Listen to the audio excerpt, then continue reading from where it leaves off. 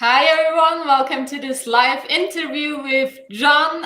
Jon, welcome. Thank you so much for taking the time to do this today.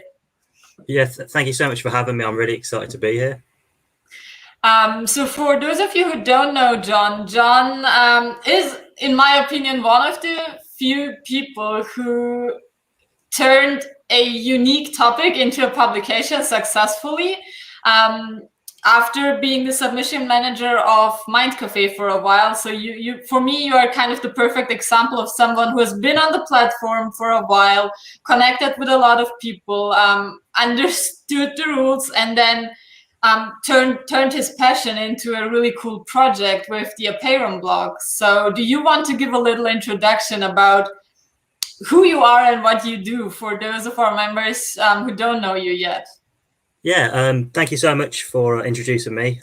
So yeah, as you say, I was a submissions manager for Mind Cafe during 2020, and I just finished studying philosophy at university, and I've started running a philosophy publication called the Apeiron, which is its main purpose is essentially just to communicate philosophy in a really accessible and engaging way for the everyday reader. Alongside that, I've also been just writing on the platform for about 2 years now. So yeah, as you say, I've got a bit of an understanding of the rules and what works and what doesn't. So I guess that kind of helped the growth in a way.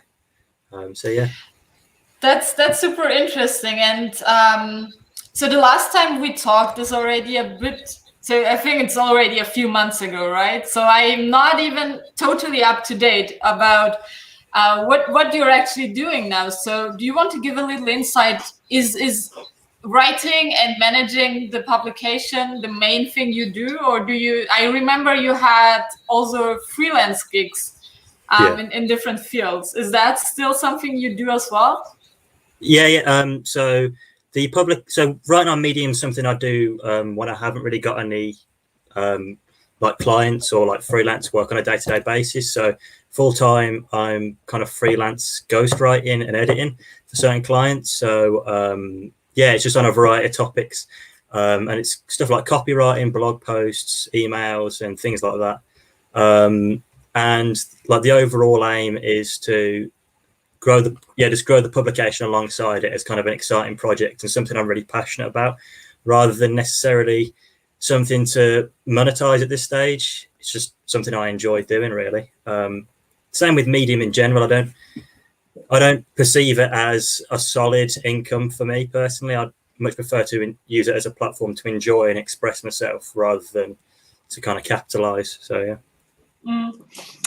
So it sounds like the majority of your work is related to writing, even if it's not on Medium. Do you want to give a little insight into how your typical workday looks like? Because I realize that that's actually something a lot of people are interested in, because we all have different schedules. It's sometimes hard to manage different projects. And it's just interesting to understand how different people are doing that. And I think it's really interesting how you are managing external clients versus your own projects, different kinds of writing, having different voices probably in different projects that you write about. So how do you do that? Yes, that's a good question. And I guess freelancing full time does kind of, the day-to-day stuff does vary a lot, I guess. But the backbone of my day kind of looks like I wake up every morning, and managing the Apeiron submissions is the first thing I do. I think it's good to have, if you're going to run a publication properly, it's good to have it in your daily routine, because it is something that needs doing. And it's something that I do in the morning because I really enjoy reading philosophy, and it's kind of puts me in a good mood for the rest of the day, really. And then, like, in terms of like, I don't really see that as work. I see that as more of a hobby.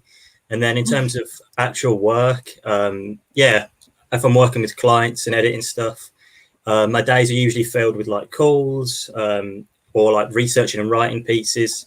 So that kind of takes up a big chunk of my day. And then whenever I kind of have spare time is when I dedicate it to doing Medium stuff outside of the Apeiron. So writing for my own profile for different publications and even things like writing mailing list content and ideas for the future. They're things that come after the client work. So if I've got nothing on that day, I'll sit and dedicate that day to that. But it's interesting that I don't necessarily consider myself a writer, really. I still consider myself a philosopher at heart. So I am staying in the philosophy universe wherever I can. There's a few other projects I've kind of stayed involved in over the last 6 months. So I'm a technical assistant for a philosophy podcast called the Panpsycast. And I'm also an academic reviewer for an upcoming book series called Talking About Philosophy, which is coming out in Bloomsbury in 2020. So they're things I do at like the weekend or like in my evenings. And they've kind of given me the chance to work with some of my favorite philosophers and do some exciting stuff. So, yeah. That's a nice point you mentioned at the end, because it leads me to the next question, which is, how did your process of starting the publication look like? Because I don't know if you've ever seen it, but a lot of members in our group, for example, they ask whether they should start their own publication.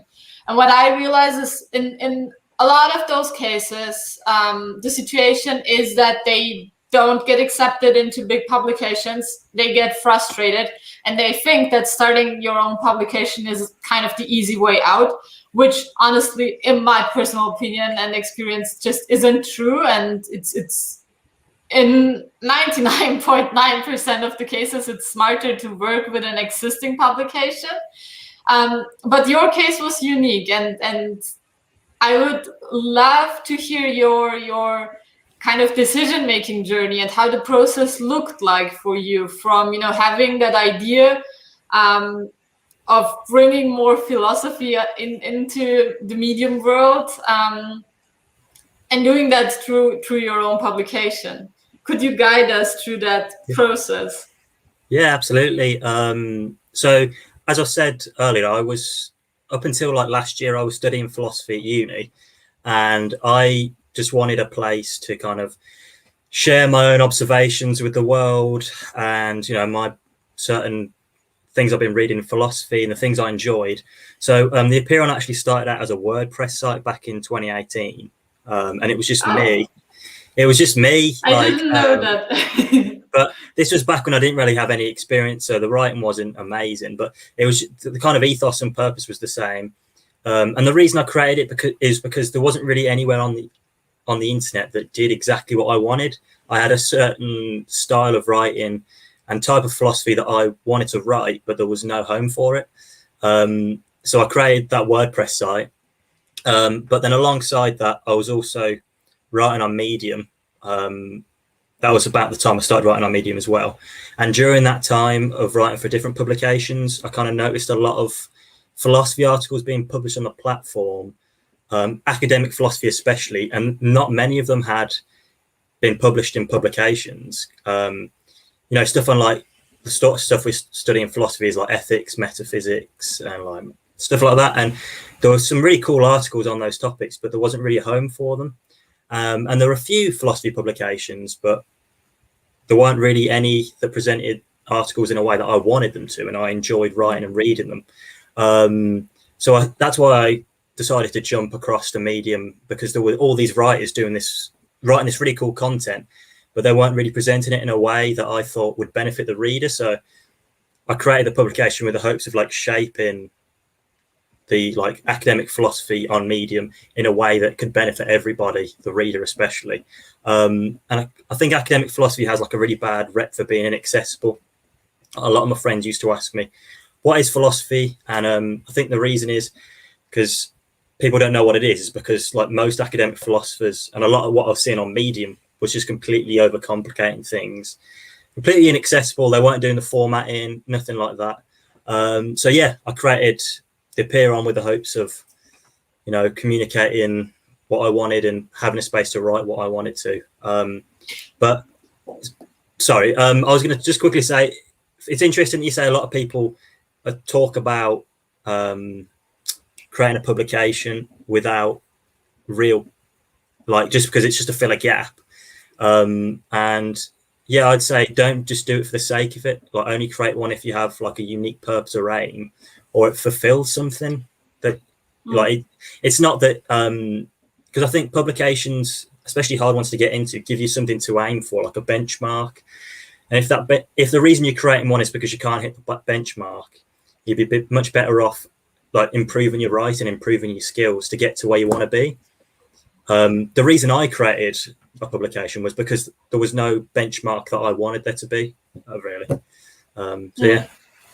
That's super important. So that's probably gonna be the most important bit of that whole session. But it's so true, because if you're not getting accepted into big publications, and I'm just repeating what you said because I really believe that's the key, it means that you're making some basic mistakes. And it's not, big publications have a benchmark, but it's not like you don't need to be a writer for years to hit these benchmarks. If you put a bit of effort, a bit more time into understanding what they're looking for, it is doable for pretty much everyone if you do the work and put the effort into doing it. So yeah, as Jon mentioned, ask yourself if there's really a unique purpose of that publication. Like, why would people submit to that publication if there's something similar already existing? And what I wanted to ask you is, so for you, it was clear right from the beginning that you wanted to have other voices and writers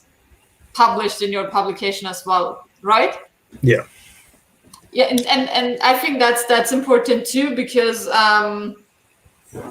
I think that on Medium, that's kind of the bigger purpose of publications, bringing a lot of voices together and presenting a wide range of opinions and different styles. So in my opinion, that's something to aim for. So if you start a publication, ask yourself if you are even able to reach other writers and motivate them to come and publish with your publication. Yeah. How did you do that at the beginning? Or sorry, I was going to say, like, another thing I see is not just people creating publications because they can't get into big ones, but because they like the thought of having a publication, so they'll copy another one. And again, if you don't have like that rigid purpose or aim, then that's different to other publications, then you need to ask yourself, like, why would someone write for you when you've got 100 followers, when they can write for another publication with 100,000 that has the same purpose and aim? So I think that's the main reason that publications that just directly replicate others don't really succeed. So yeah. I'm not a publication owner or editor, but I'm also pretty sure that managing a publication, if you do it correctly and if you have a high standard of quality, or at least a basic standard of quality, if you want to ensure that the articles get curated and that they have a chance to perform well, that it's a lot of work. And especially with generics topics, when a lot of people are writing about those topics, I don't know how many submissions you get at Apeiron, but I assume that it's a lot of work to go through all these submissions. It's just a lot of time and effort. So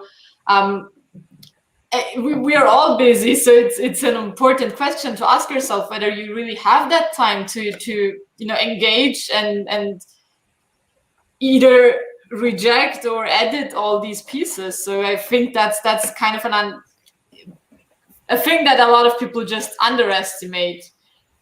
Do you want to give an insight into how much time it takes you to go through submissions, to whether you do some edits? So if that's something that makes sense to share, that would be really interesting. Yeah, absolutely. So it's kind of hard I don't really set myself a limit because I think each day is different. But I have like a 2-layered system anyway. So like, I know people who have been added as writers are going to be like roughly along the right lines anyway, because they wouldn't have been added by me as a writer otherwise. So in that sense, like, our internal queue is not massive, but I do like to spend time like reading each one, and I don't make the changes for them. I prefer to go through and leave loads of detailed notes, because then it's kind of teaching Medium writers, this is a good thing to do, or this is what we're about. It doesn't mean you have to follow it, but if you want to be published with us, this is what you should really do. And I've had people in the past say, thank you so much for taking 5 minutes to leave that note, because it's changed the way I've written on the platform, or I've been doing things differently ever since we've spoken. But I'd say probably like an hour and a half a day is probably like, that's not even writing my own content. That's just for other people. It's probably how much I spend, and that's like I only publish between 1 and 3 a day as well. How many? Between 1 and 3 is all. 1 and 3, yeah. So that's. I think if you look at the range of publications on Medium, that's not many, right? So a lot of publications publish way more. So by publishing 1 to 3, you give each piece more space, room, and more time actually to be seen. Yeah.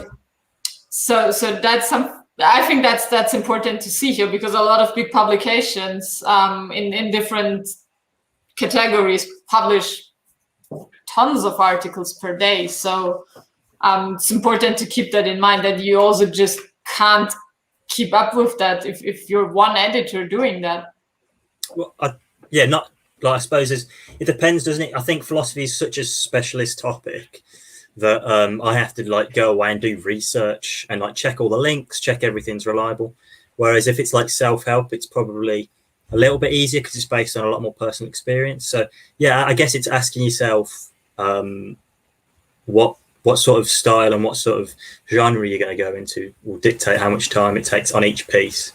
And probably also what the standard is, because even with philosophy, you don't need to check all the links, etc. So that's a benchmark that you set for yourself, and a lot of publications don't have that benchmark. So it's kind of the quality standard that you want to ensure, and the more you want to ensure that, the more time it will take. So that's also just important to keep in mind. Absolutely. If you would start again, is there anything you would do differently at the beginning? Probably. Well, right now, no. I think in the grand scheme of where I want the publication to go, it's still quite small. So, yeah, at the moment, I'd say no. But what I would say is that writers and readers shape a publication. So you have to be willing to change and adapt depending on what articles work, what articles don't. That's the only thing I do differently, is like be a little bit more lenient to readers' interests, and that's something I started doing as time moved on. Like I started accepting a lot more politics because it's what readers like to enjoy, and it was like, okay, how can I take this niche and apply it to philosophy? And I was trying to integrate it in some way. And yeah, I think that's the only thing, is just that flexibility in a way. And don't forget that you are appealing to, because Medium is a reader and a writing platform, but your audience, that I wanted was readers. I wanted to build a community of writers, and I wanted an audience of readers.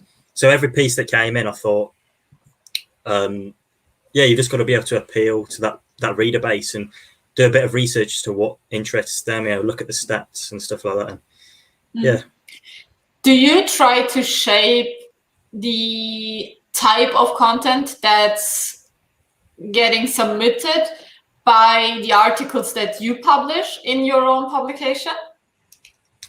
What do you mean by that? Sorry. For example, you mentioned that you realized politics is something that a lot of readers are interested in. Did you kind of test that by also writing more about politics yourself and seeing what the feedback was? Or also, for example, when if a new thing would come up with, like, I can't think of a specific topic now, but if you realize that there is a certain topic that might also be a fit and might be packaged in a way that it makes sense for the publication, would you try to test it with a few articles that you write, and then encourage your writers to explore these topics as well? I think it's for me, it's been a lot more organic and like natural. Really, I was quite fortunate. I've never written politics myself, but I had a piece submitted a while back that I was rejecting loads of politics pieces, and then I had one that came in and it had some philosophy blended in, and I thought, this is really nice, I'll send it out. And that one, I think like sort of went semi-viral. And I looked at the stats and I thought, okay, clearly there's an interest for this style of topic, so I'll give it a go. And from there, I was kind of, I wasn't necessarily accepting the pieces I used to reject, but I was given a lot more feedback on politics pieces. I was saying, I'll reconsider this if you can blend in some philosophy here or add in some critical analysis there. And a lot of writers kind of took me up on that, and from there, it's just kind of taken off. And every piece that goes out now, politics seems to be like a hot topic, and I don't know. I don't know. I think it's just a lot of the politics is less evergreen topics as well. Seems to do well. So a few of our writers take everyday issues that are happening in the news, and they'll apply some critical analysis to it, and they always seem to do really well as well.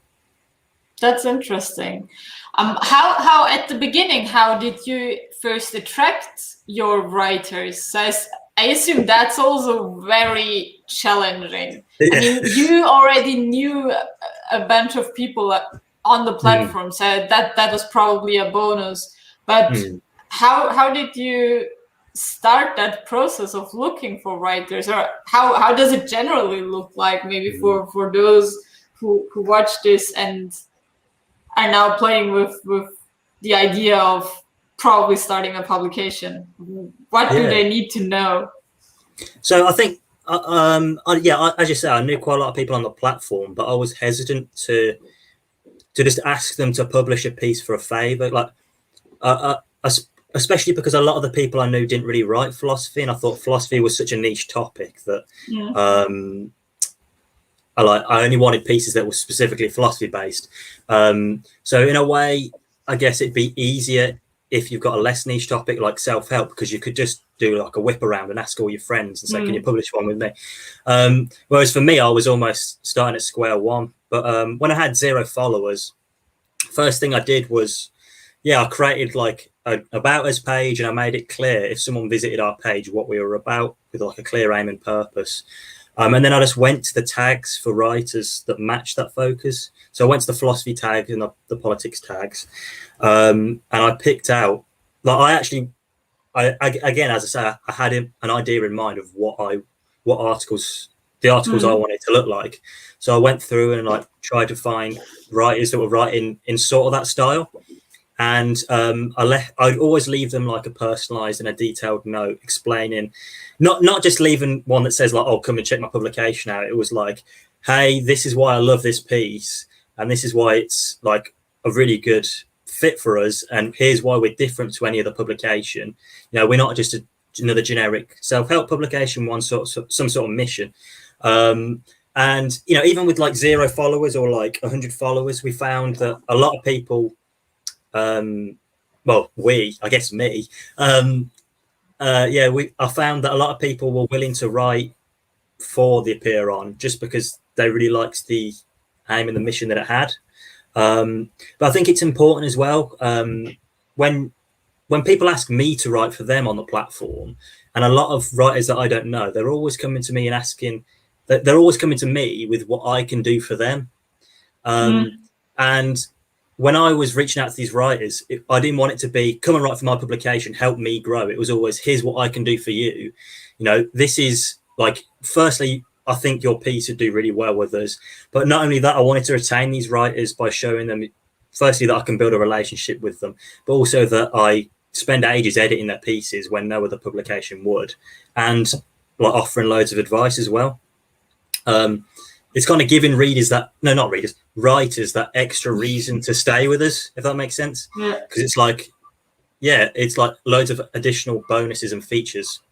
I didn't have many followers at the time, so I needed to sell something to them. So it's kind of going the extra mile for the writers, which I think, as you mentioned, not many publications do. Probably because they don't have the resources, but you took the time to do it. That's really remarkable.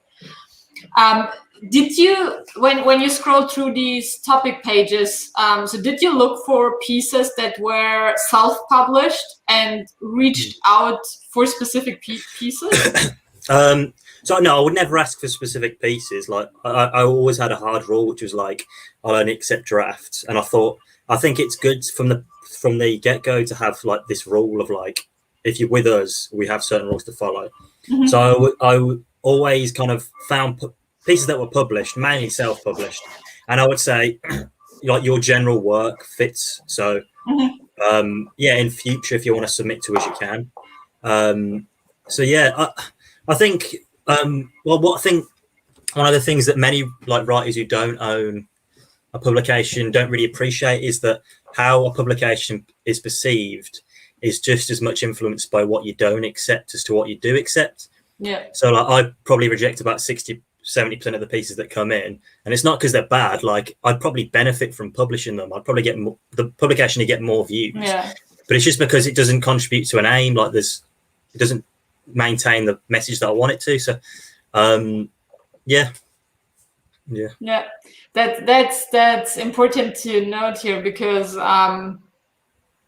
I also think that that's something writers sometimes forget, and they think that publications just want to be mean, or they have a personal problem with you, or I don't know what. So a lot of different reasons that are just not true. But if you really have a specific aim and goals with that publication, if you also want to take that publication or grow it outside of Medium so that it can really stand as a brand on its own, you need to set some boundaries. And I think that you do that in a really nice way. It's really interesting to see that you have been open to the feedback of the readers. For example, in politics, that you just said, okay, that seems to be interesting. How can I use that field of interest of my existing readers and shape it in a way that it still aligns with the core principles and topics I want to cover in the publication? So that's really nice.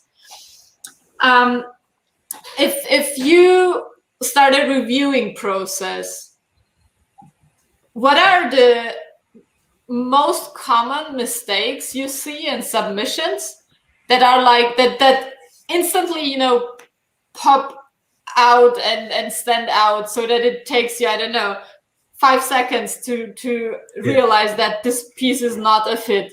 So what are the most common mistakes you see that could actually be avoided pretty easily? Yeah, to be fair, yeah, because I suppose once you hit like 1,000 followers for most publications, you don't have to go out and reach out to writers anymore. Most of them come to you. So it is very much a case of you do have to have that snap response, because you've got so many to review. You've only got a limited amount of time. So that is a really good question to communicate to writers, because yeah, it's one of the main reasons they get rejected. Firstly, when you open a piece up, matching the basic look and structure of a publication. Like if it doesn't look like our past articles, then I know they haven't done the research, because it's so easy. It takes 2 minutes to just run through and just change the formatting slightly. And I know there's like some niggly things that might go and notice, that's fair enough. And usually it's like quick, just leave a note and they can change that and they know. But if they haven't like even bothered to match any style, then yeah, it's usually a sign. And I'll still read the pieces, obviously, but it's rare that a piece that hasn't matched our formatting does match the guidelines. So I think the writing cooperative do this quite well, and this is where I kind of got my like reviewing style from, because every time I used to submit to them, it was like the smallest thing. It'd be like, oh, you've got a full stop in one of your headers, and they used to come back and say they didn't used to reject it. They'd be like, oh, you need to change that, and then I'll have to wait a couple of days for them to review it again. And it's like that was a really good thing, because it taught me that there are certain rules you have to play by if you want to get published with these publications. So yeah, and again, I think moving on from that, another thing that's a really common mistake that you see is just not matching the writing style either. So if a publication favors personal experience, or it favors research pieces with links, do that. The Apeiron's very research and link heavy. So if I see a piece and it hasn't got any links at all, I'm a bit suspect before I start reading. Okay, is this going to be a fit? I'll read it, and 9 times out of 10 it's not. So I love what you said about writing cooperative. I wasn't aware that they do that, but if you tell writers what they should change, even if it's just, you know, a change that takes a second, you educate them that they do it correctly the next time they submit. I recently realized that with a publication that they have been changing something in my subtitles and all my subtitles, and I've not been aware of that because they never left a note on that. And then when I realized it, I checked a few older pieces that I submitted to them or that I published with them, and I realized they changed it every time. If they would have, you know, left me one note, I would have changed it myself. And I mean, for me, it doesn't make a difference, but for them, it's just less effort. And I think it's sometimes those small things about educating your, you know, no matter if it's your writers, your teammates, or the people you work with, essentially. I love to see publications as business partners because you have a common goal.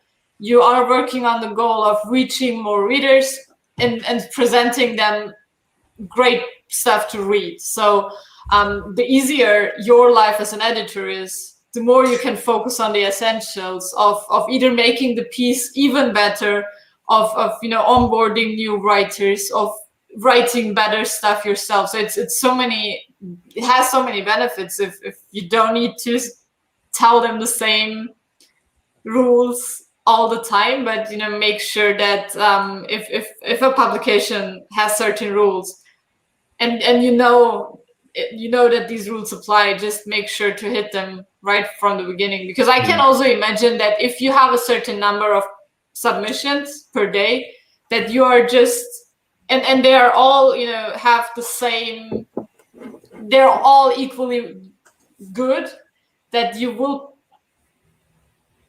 prefer the ones that play to the rules and actually make those changes themselves. So that's what I think from the perspective of someone who's not an editor, but I guess there's a lot of importance in just making sure you do the things they tell you to do. And if you're an editor or a publication owner, you know, tell your writers what you expect them to do, so they don't have to guess and they can save you time and effort in the end. Yeah, I think another important message for writers as well, kind of following on from that, is just to not get annoyed at editors. Because people seem to forget quite quickly that we do it for free. Like, I spend several hours a day doing something for free that benefits other people, and I only have a limited amount of time. So when I reject a piece or I leave feedback, if, like, I'm not denying that it's good, like it probably is a very good piece, it's just that it doesn't fit with what we're looking for.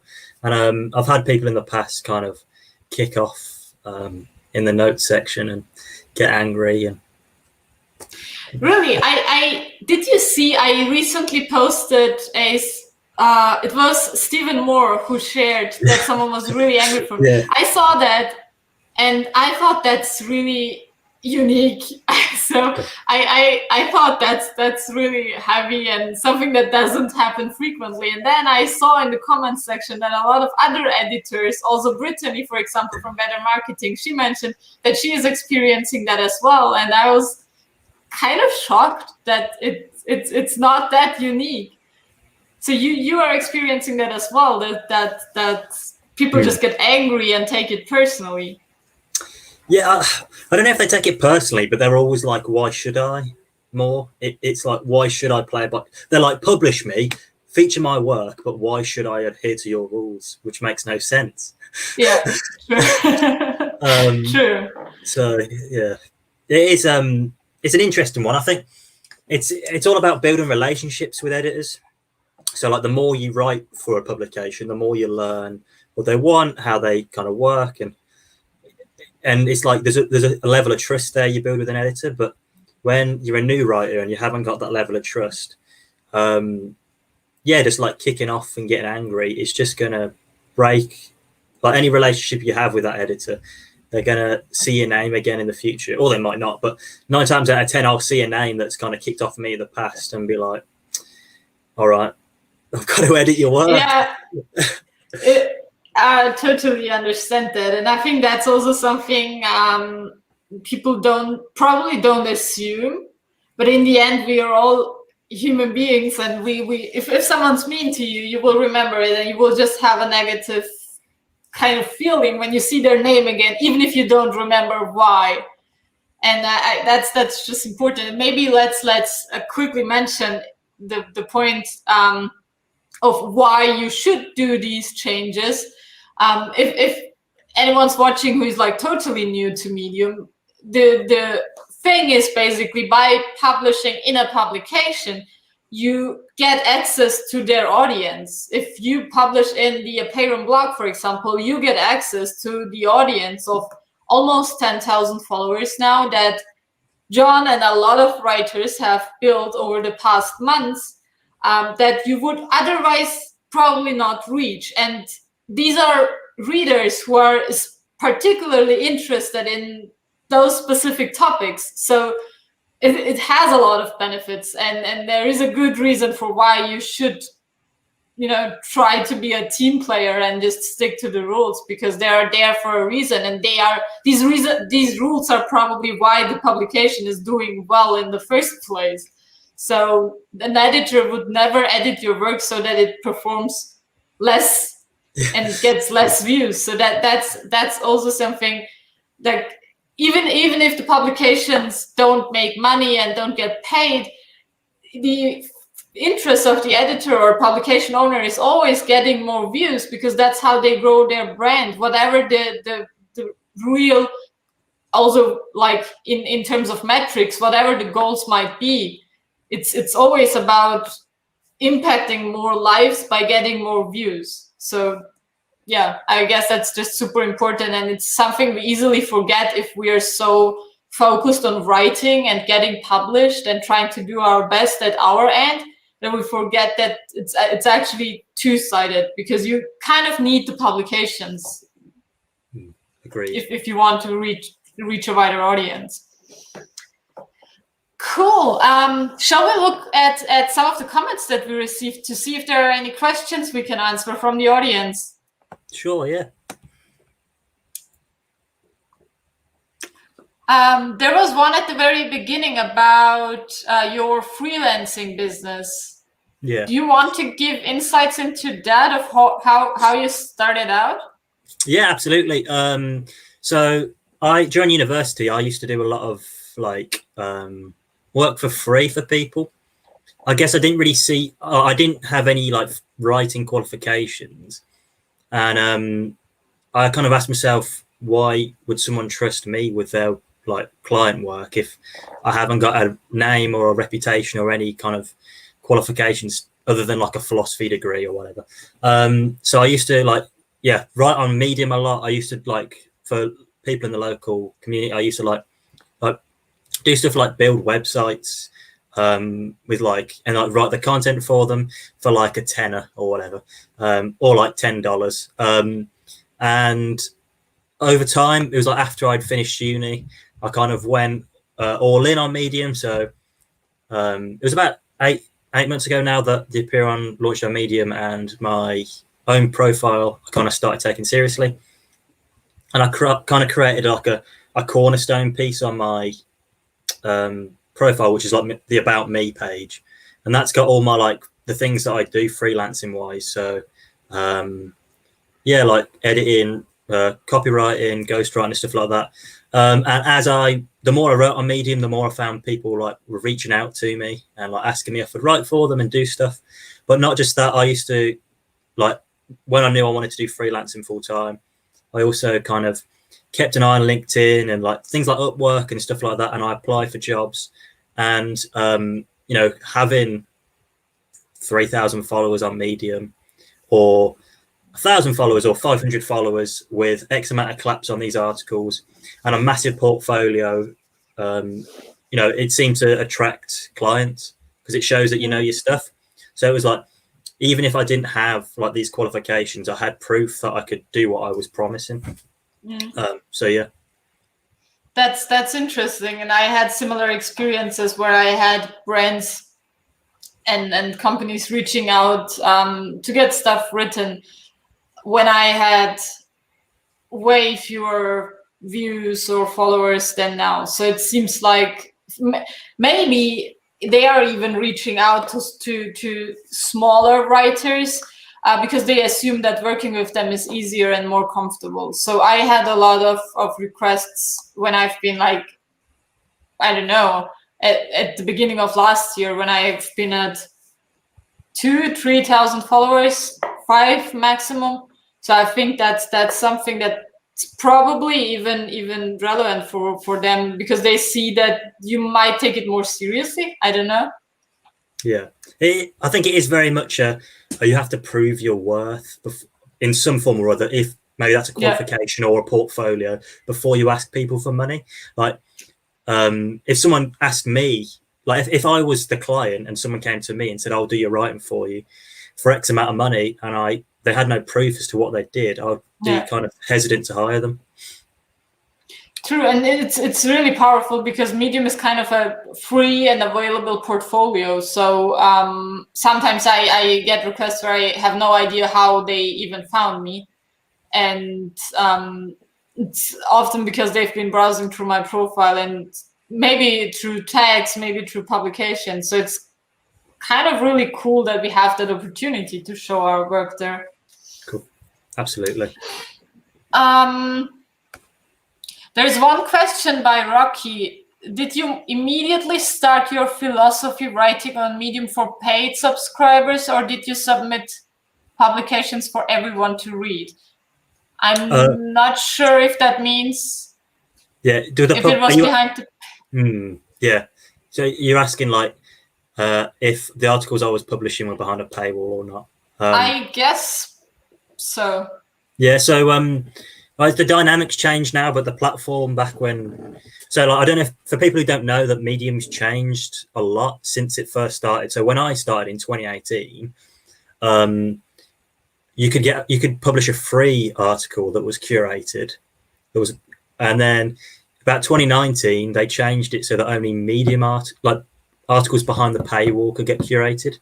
And when I started the Apeiron, there was no point in like publishing free content because it wasn't going to get distributed, it wasn't going to get the views. But then since then, I think, was it like 3-4 months ago, they've changed it again where stuff that's free can get distributed again. So I guess it's just playing to the platform, isn't it, and the dynamic of it. But I think most writers aren't going to want to write for you if it's free content. They're going to want to put it behind the paywall. So it's also just kind of in my opinion, helping the overall platform to grow. And it's, still paid content performs better on Medium because it's what Medium wants readers to pay. It's similar on YouTube. Once you can have ads in your videos, for example, YouTube will favor your profile because YouTube can now earn based on your content. And it's the same on Medium. So at the end, it's also kind of a business interest. And the thing is also, how many readers will you get if it's not behind the paywall compared to if it was behind the paywall? You know what I mean? So I don't think that there are a lot of people who regularly read on Medium without paying for the subscription. So I don't have the numbers, but it's just something I don't believe. So I don't think that overall that you would have a bigger impact or a greater readership by doing that. So it's my opinion is definitely go with the paywall, and also embrace the fact that you can get rewarded for your efforts. There is one about what are the key benefits for having one's own publication. Do you want to mention what the key benefits were for you when you started thinking of starting it, besides starting a place that just didn't exist for that kind of specific content that you wanted to display? So I guess the biggest benefit that's overlooked is that it's a lot of fun. So like forgetting like financial gain, yeah, I really enjoy it. And as you just said, like I now have an audience for the pieces that I specifically enjoy writing, whereas before one didn't exist. But in terms, I guess what the question's referring to is probably more like financial gain, I guess, in some way. And sadly, you don't get paid. Publication editors don't get paid for any particular reason, like at all. But it is an opportunity to kind of sell products or like build a brand or promote your own articles. So for me, I don't get paid for running the Apeiron, so I put one of my articles on the editor's picks list just to give my piece like an additional boost, because I think it's like a nice little benefit. Another great benefit is that you get to meet and build a community, and you get to chat with loads of people and build relationships with people that you'd probably never meet. So running the Apeiron's given me the chance to have phone calls with some amazing people that from all around the globe that I probably would never have even known existed if I hadn't started it, right? So they're the main benefits. I think some publications try and start based on brands, don't they? So like some businesses have launched publications with a thought, oh, we'll whack our website at the top or whatever. I guess that works. I don't know any publications that have successfully done that. I don't know about you. It seems to me that the growth's the other way around, which is you build something first, then you reap the benefits, if there are any, rather than immediately from the get-go you make money. Yeah, there are different ways to use it. I think it just depends on your overall goals. If you have a very specific business or business idea, and you're looking for a place to share your ideas and to bring people together. Let's say you are a coach who is supporting highly ambitious women to perform at their best. You could have a very specific publication about that, hoping to attract a very specific audience on Medium with a branding that's obviously also existing on other platforms. And you could then hope to get readers on Medium, which you can refer to your products or services outside of Medium. So it's a really cool way to have one more platform for your brand or business. But the question is, do you have the time and resources to do that? If you are starting out of nowhere, I think you don't necessarily have these benefits, especially not in the short run. So because relying on the existing publications is just easier, and it makes sure that you hit certain standards and benchmarks, as we discussed at the beginning. Yeah. So yeah, in my opinion, a lot of these decisions just also come down to what are your long-term goals? What are you trying to do? Yeah. So I think publications because I guess a lot of people creating publications don't own a business, do they? Like they're just like they want it. It's like the same as like writing on the platform. They want it as a source of income, right? So I think, I don't think it's like a great money maker, especially not short term. But for me personally, I think as you say, it comes down to time, right? I think if you've got a limited time, the focus should be on building an audience, building a brand, and building like an aim and a purpose, and then afterwards asking yourself, okay, what can I do with this? Because there are a lot of opportunities. If I hadn't started the Apeiron, I own a mailing list now with 1,000 people on it, and I can send out my ideas and my thoughts to them, and they read them, and that means that, like, personally, on a personal level, that means a lot, that many people care about what I actually have to say. But it also comes down to influence as well. So as it grows, is there a certain product or service or anything that I want to promote? Then the option's there as well. So yeah. Nice. I think what's also important is you can also do most of the stuff just by writing as a writer don't necessarily need a publication to, for example, to start and grow an email list. So it's really about what are your aims, what are you trying to do. But if somebody is trying to get published in the Apeiron, what type of content is the Apeiron looking for? Would you like to give a quick kind of pitch for the stuff you love to publish? Because that was one of the questions that we received as well. So what do you love to publish? What do you want our viewers and listeners to submit to the Apeiron if they have similar interests and the background in philosophy? Yeah, so like how I describe it to people who usually ask me is it's like philosophy made simple. So if you can take like the sort of mainstream academic philosophy that we talk about, maybe like Descartes, Nietzsche, or like just general thinkers that a lot of academic philosophers talk about, and make them accessible to the everyday reader, have some critical thought in there, and like make them applicable for the day-to-day lives is always a winner as well. Then like they're the sort of things that we usually publish, but the Apeiron especially looks for pieces that are research based or have kind of like are backed by some sort of logic. So we're not really looking for personal experience, especially, although personal experience can come into it. There has to be some grounding for something else. Nice.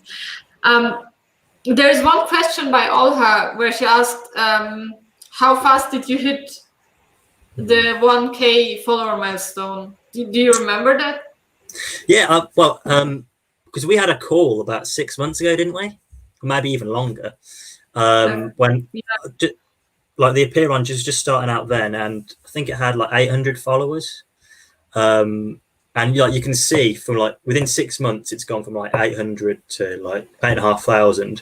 But that first 1,000 takes ages. Like it took me 3 or 4 months that it took to get to 1,000. And then because a lot of people come to me and they say, how have you grown your publication so quickly? And I say, I haven't grown it quickly. You just didn't know it existed before it grew. So at the beginning, you published even fewer pieces, right? Mm. Do you remember how much you published in the first weeks and months? Yeah, so I always set myself a benchmark of 1 a day minimum. So yeah, like I always manage because I mean 7 a week's not. If you're going out and looking for writers, it's not very hard to pull together 7 in a week. So yeah, it was, and I was scheduling in advance as well. That's a good tool to have because if you've got a reader base, you want to look like you're publishing every day. It'd come to Monday and I'd only have 7 pieces, and I'd think, well, I've got to be conservative here, so I'll schedule 1 for each day of the week, and then yeah, that was it really. Cool. Olga also asked why you prefer the old pub design over the new. Do you have an answer to that? Yeah. So I changed to the new one at one point. I just like that it gives more kind of, I suppose, airtime's the word. It gives more airtime to each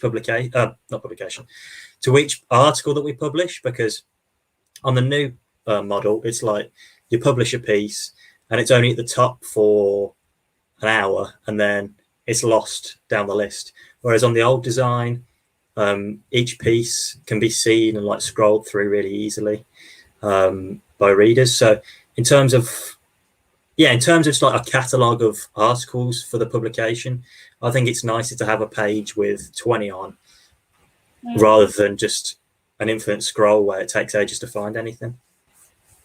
I agree, personally. Those are my opinion. Let's take one last question, because I'm interested in seeing if you have any secret tools as well. So can you suggest an editing and proofreading tool to check the article before submitting? Do you have any suggestions? So like I only use Grammarly. that's the only one I use. There's also a really good SEO tool as well called Phrase that I sometimes use. So Phrase, it's not really for proofing grammar. It's more for ranking on Google. So it'll like keep tabs of the words you've used and which ones you should use if you want to rank on certain places. So that's really useful if you're looking to rank on Google. But in terms of grammar, I would say avoid like the tools that promise to check your articles, because a lot of AI and robots, although they're good, they're not as good as like a human eye. So a lot of people I know use Hemingway editors, but I agree they're really good tools to have, but you shouldn't like take them as like the be all and end all. If a tool flags something, look at it yourself and decide, is it good or not? Because some people just copy paste in a Hemingway editor, copy and paste it out, and they're like, that's it, I'm done. It's like that's not proof in your article. That's just sort of cheating, and it doesn't work. So the best tool is the human mind. I'll say that. That's nice. I will just add my 2 cents here, because I love Grammarly, even though it makes mistakes or it doesn't always suggest, or I don't take all the suggestions seriously, let's put it that way. And I do exactly what you mentioned. So I mostly have 2 rounds of editing with Grammarly and 1 more with the Hemingway editor. What I do with Hemingway is I only look at the sections that are marked in red. So I don't know does the Hemingway editor also check grammar? I wasn't even aware of that, to be honest. I think it checks like stuff like passive and active voice and stuff like that. I don't know if it flags spelling mistakes.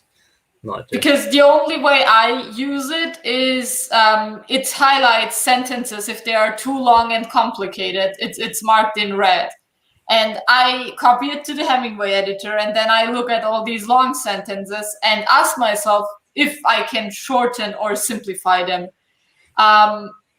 I would say I probably do that with 70% of the sentences.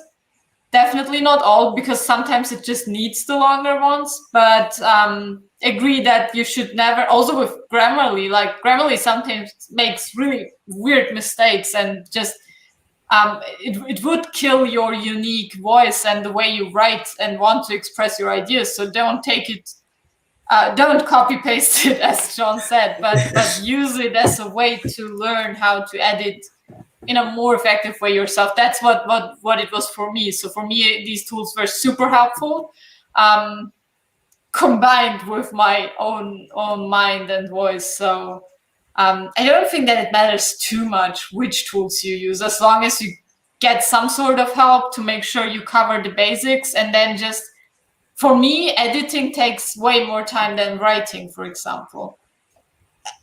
So I think that's kind of the decision you need to make for yourself, like how much effort and time do I put into the editing process. Absolutely. All right, Jon, it was so nice to catch up with you. So thank you so much for the time. To finish up, do you have one final tip for those who are looking to start their own publication? Is there anything you wish you had known earlier? I guess it's nothing we haven't touched on already, but just persevere once you've got like a mission in mind, and just stay with it. And even if like you're having a bad week, or like the views have dropped, or you can't get past 100 followers, just keep going, and it'll pay off in the end. Yeah. Nice. Thank you so much for joining me. It was a pleasure. It was so many new insights also for me. For those of you who watched, if you're interested in writing about philosophy, make sure, or also reading about philosophy, make sure to check out the Apeiron blog, check out Jon's profile. You will find a link in the comment section in a second, where you can also subscribe to the newsletter of the blog to stay up to date. Thank you all for watching. Thank you, Jon, again for joining me. It was a pleasure. Yeah, thank you so much for having me, and it's great to be able to chat with you and catch up. And also thank you to everybody who's asked questions as well. It's been It's been really fun. Right. Bye bye.